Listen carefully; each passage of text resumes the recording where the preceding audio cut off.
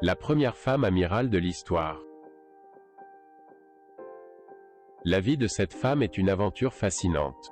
Certains disent qu'il est né à Pontevedra, tandis que d'autres affirment qu'il est né au Pérou à la fin du XVIe siècle. Ce que l'on sait, c'est qu'elle est née dans une famille de marchands en 1586.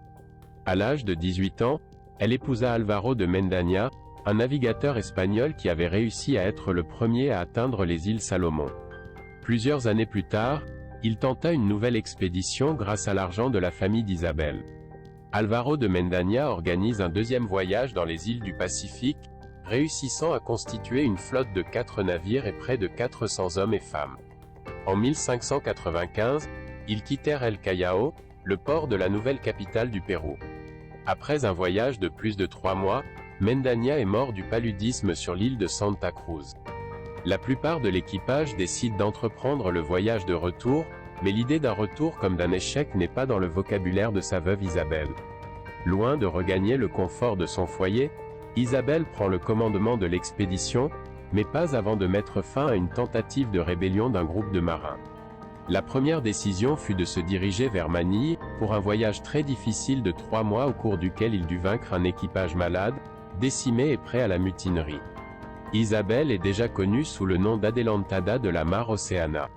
Le voyage jusqu'à Manille est un véritable calvaire.